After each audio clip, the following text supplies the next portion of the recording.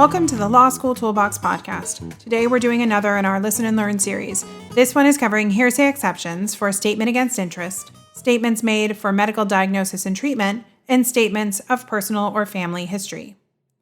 Your bar exam toolbox hosts are Alison and Lee Burgess. That's me. We're here to demystify the law school and early legal career experience so you'll be the best law student and lawyer you can be. We're the co-creators of the Law School Toolbox, the Bar Exam Toolbox, and the career-related website Career Dicta. Alison also runs the Girls Guide to Law School. If you enjoy the show, please leave a review on your favorite listening app. And if you have any questions, don't hesitate to reach out to us. You can reach us via the contact form on lawschooltoolbox.com, and we'd love to hear from you. And with that, let's get started.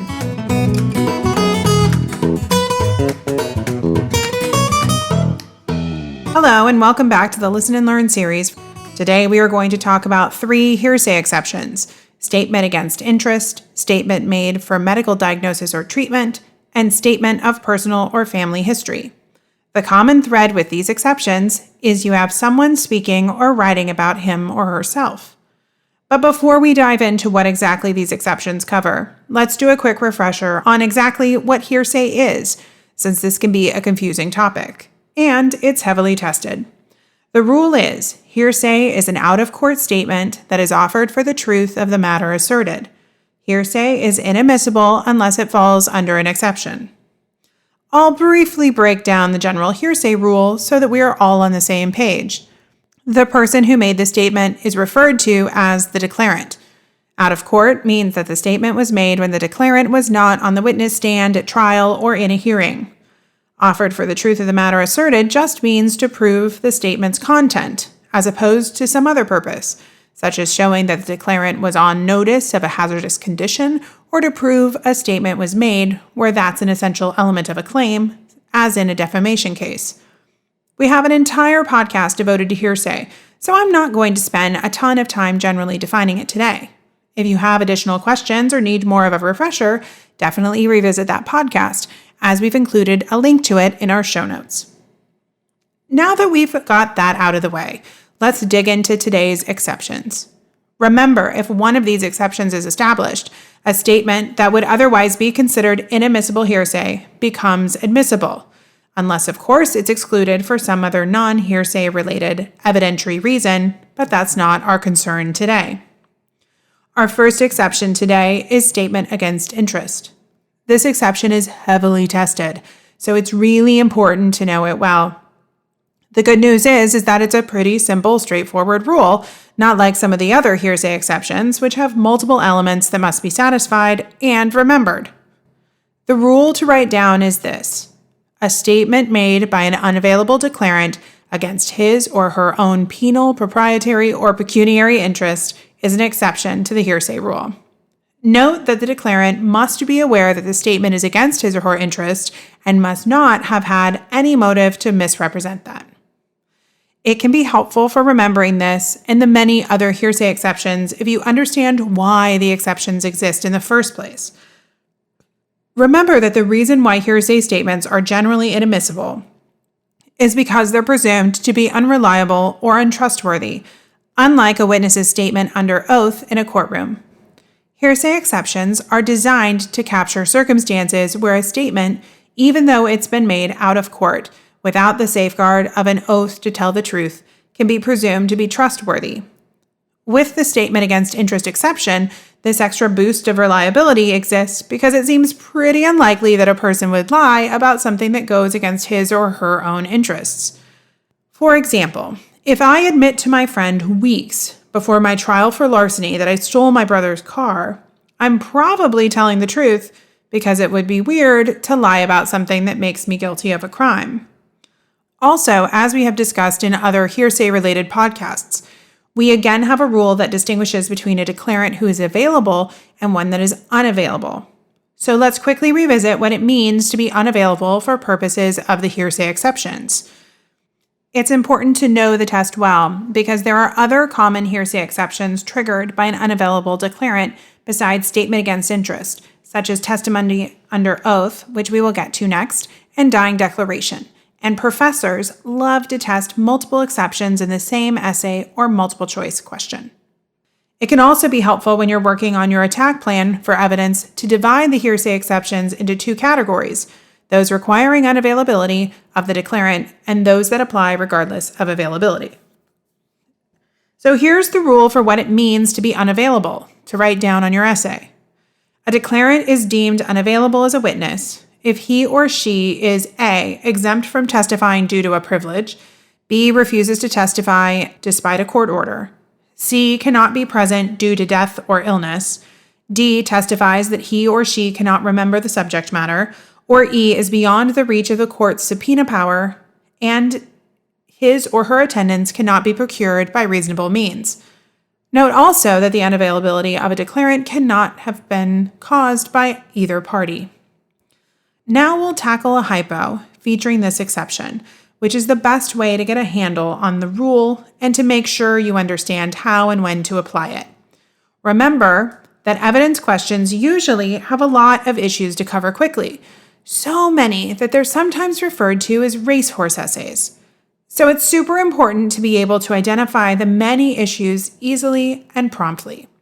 Now, this hypo is loosely adapted from the evidence question on the July 2010 California bar exam.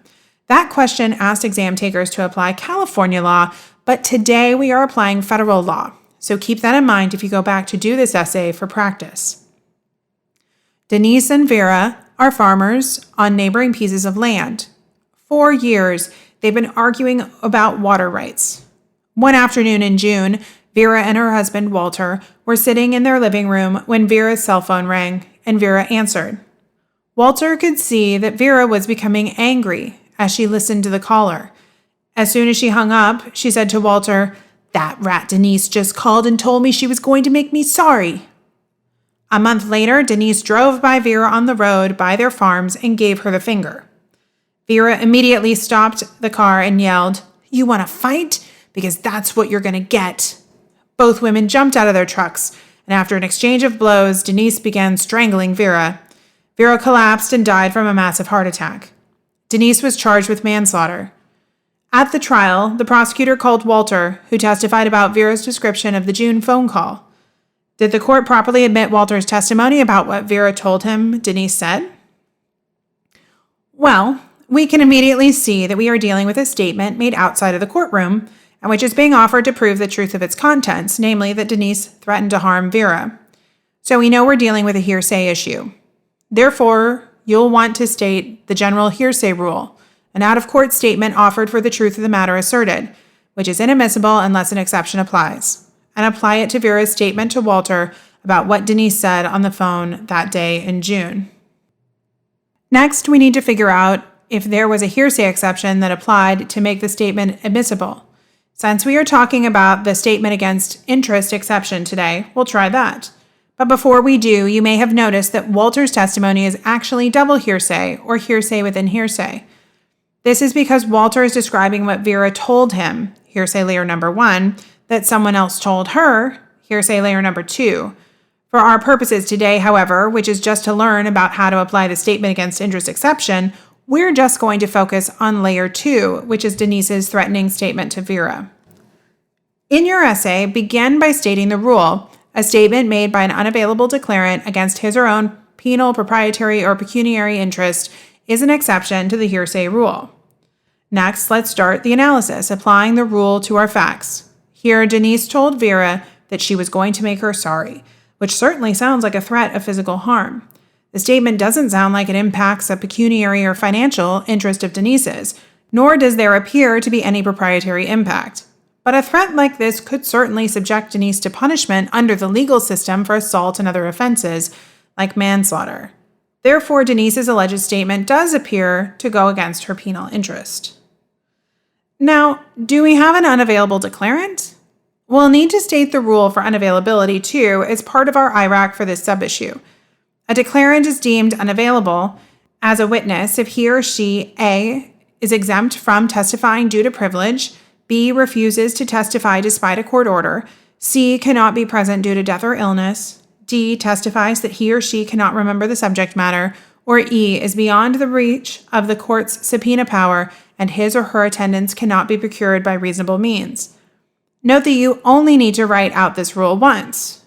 If one of the other hearsay exceptions requiring unavailability also potentially applies, as will often be the case, you can just write C above for the rule on your IRAC for that exception. Now, here we know that at the time Walter is testifying, Denise has been charged with manslaughter. That means she could invoke her Fifth Amendment privilege against self-incrimination and refuse to testify at trial. One of the bases for unavailability, as you know, is if the declarant is exempt from testifying due to privilege. Thus, Denise qualifies as unavailable. The court properly admitted Walter's testimony about her statement to Vera under the statement against interest exception to the hearsay rule. Okay, nice work. Let's move on to our second exception for today, which is for statements made for medical diagnosis or treatment. Here's the rule to commit to memory. A statement is not excluded by the hearsay rule when it is 1. Made for and reasonably pertinent to medical diagnosis or treatment, and 2. Describes medical history or symptoms. The symptoms cannot be past or present. As you can see, whether the declarant is available or not does not matter for this exception. Now, before we do another hypo, I'll also give you the rule for statements of personal or family history. This is another exception that, like the statement against interest exception, only applies if you have an unavailable declarant. The rule is a statement about 1. The declarant's own birth, adoption, legitimacy, ancestry, marriage, divorce, relationship by blood, adoption or marriage, or similar facts of personal or family history, or 2. Another person concerning these facts, as well as death, if the declarant was related to the person by blood, adoption, or marriage, or was so intimately associated with the person's family that the declarant's information is likely to be adequate. Basically, this rule is a long-winded way of saying that there is an exception for a declarant's statement about either her family-related history or about a relative's family history. The relationship doesn't have to be by blood. Adoptive relatives or relatives by marriage qualify. What you're looking for is not medical history with this exception, but rather major family milestones like birth, marriage, divorce, etc. Okay, so let's make sure we've got it with another hypo. This hypo is loosely adapted from an essay on the February 2017 California bar exam. Paul was driving his car one day when it collided with a furniture delivery driver's car. Paul sustained serious injuries in the accident and was hospitalized.